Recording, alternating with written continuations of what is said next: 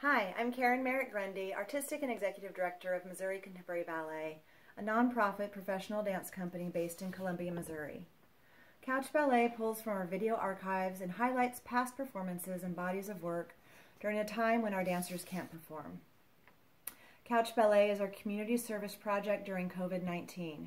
We know that the arts unite communities. Therefore, it is our hope that this is one way we can gather our community together online. We love hearing from you, our fellow community members. Please leave your observations, compliments, and more in the comments section. On behalf of myself, the board of directors, and the dancers, from our couch to yours, enjoy.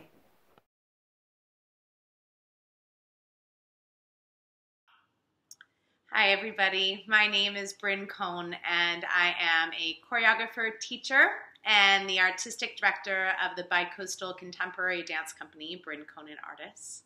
I'm really excited to share one-on-one with you a work that I made with Missouri Contemporary Ballet back in 2013. We revisited and revived the work when I came back to Columbia in 2016. And to this day, this remains one of the most influential processes in my career. It was really at the beginning of my kind of choreographic commissioning life, where I would come to a foreign place with dancers I don't know and work collaboratively and intimately with them to build a work. In that process of so much newness for me, the dancers were so trusting and so generous and so kind. They really created an environment and a space where I felt like I could take creative risk and experiment with new ideas and concepts and things that would really kind of challenge the way that I was crafting and building dance works at the time.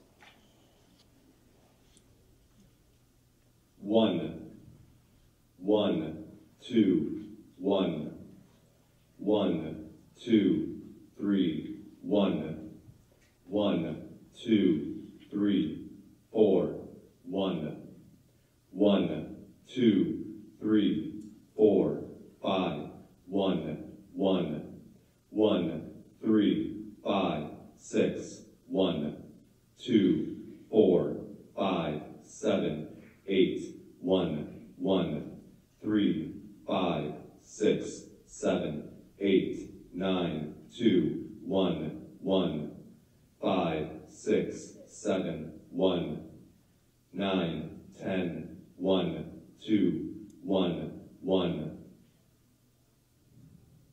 1, 1, 1, 1.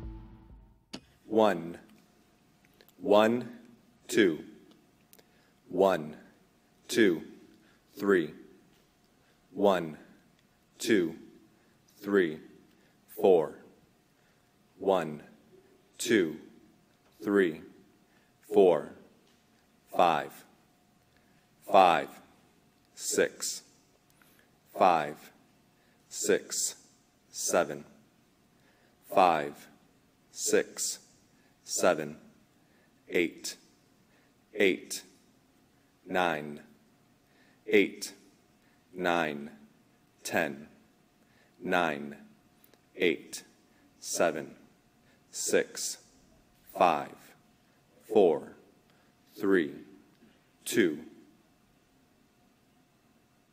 1.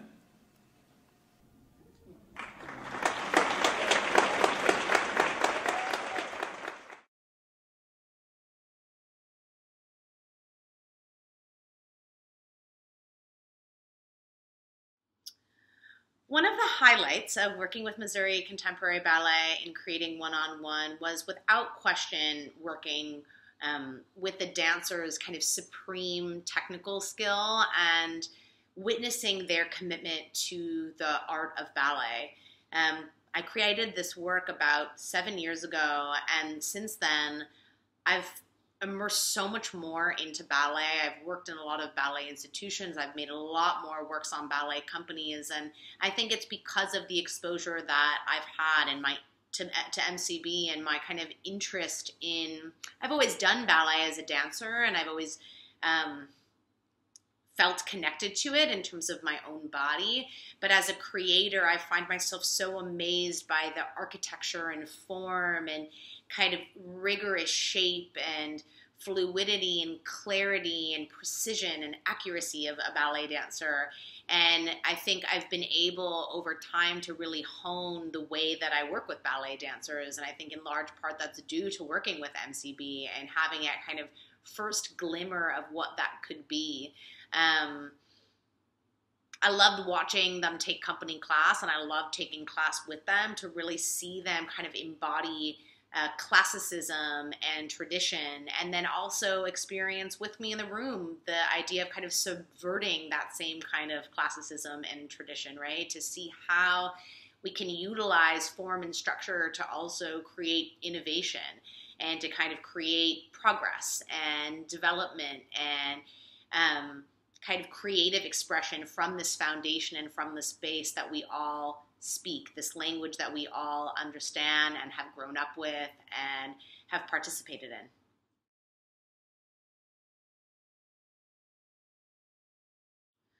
One of the biggest challenges that I faced creating one-on-one with MCB, which I've never experienced again, was I was horribly sick the entire time in the creative process. Karen was so kind and was helping in any possible way she could. I had a horrible sinus infection, which I have not had since, actually, which is quite funny. But it was just crazy knowing that you have this limited amount of time to create a work. I believe it was just 1 week with MCB. And feeling like you don't have a brain, like you can't think and function. And I couldn't even really utilize my body. And so it was so interesting to see how much possibility and how much we did within such serious constraints and restrictions. And I think there's something really amazing about the same thing that applies now, right? Like in that we're all restricted in our homes, right? But we're not necessarily restricted in our minds and in our imagination. And I'm really proud of us that we were able to still build this work together and to have it be deep and rich and meaningful and exciting and really kind of rigorously precise. I feel like there's a kind of cleanliness and order to this work that's really fun to watch. And I just feel so grateful for everybody's patience, especially the dancers, for kind of wading with me into these waters and kind of interpreting what I was attempting to do and say, being that I couldn't fully operate. So thank you, MCB.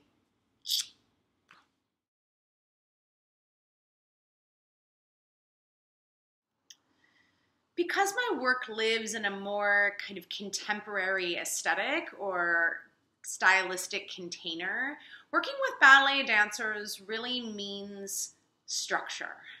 Ballet dancers love kind of a sense of right and wrong, or what's correct and what's not.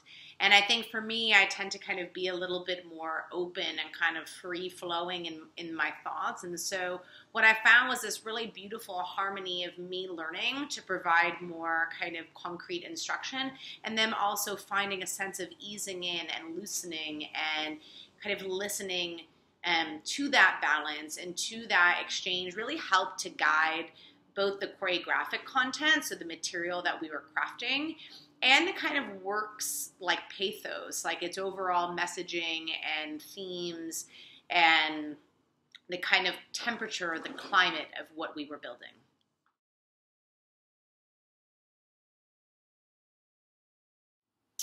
The concept for the piece One-on-One really rotates or kind of is rooted in the way that people connect and the way that communities are formed and disassembled, and how each person offers him, her, or themselves to create a sense of wholeness amongst a group of people. I find myself really inspired by human beings and the way that they relate and the way that they conflict and the way that they love and hurt and feel loss.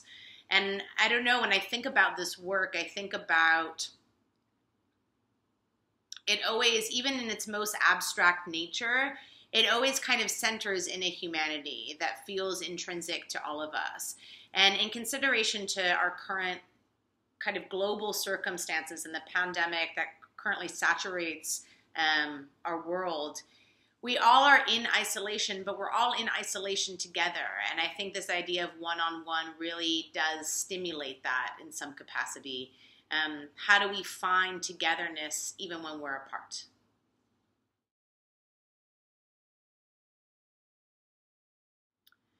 During the creation of One-on-One, I was still such a relatively new choreographer.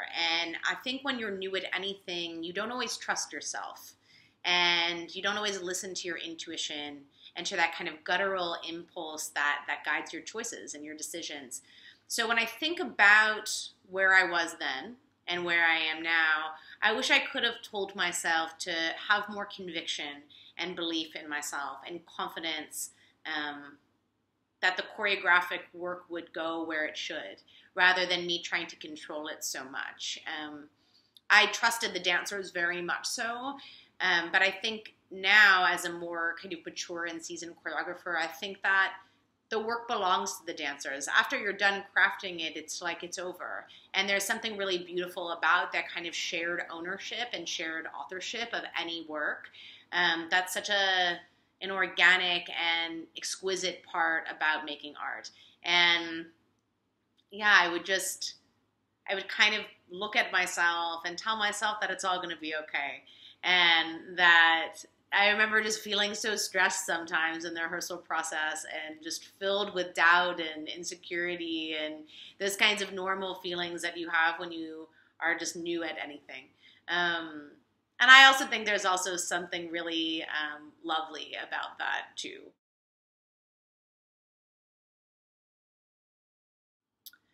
I chose the music for the piece One-on-One by simply listening to the piece itself and where it wanted to go. So when I arrived in Missouri, I had a catalog or a kind of music library of potential prospects or candidates that I thought could be useful or resourceful, either in the creative process or in the completion of the work itself. And so these songs were eliciting specific emotions or kind of choreographic ideas, or would make me move by myself in certain ways. But once we started building the work together, myself and the company, I tried to identify the sounds and the kind of auditory landscape that would best support the material and the content.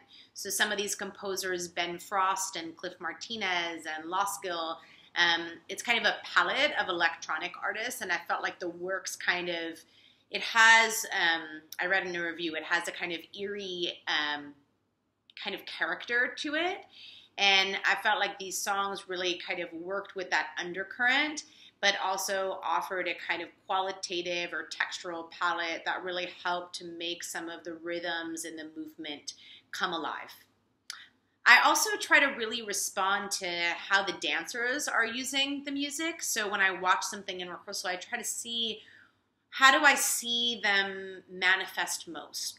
How does what I turn on kind of change or inform the way that they move and the kind of mood and demeanor that they have while they're moving?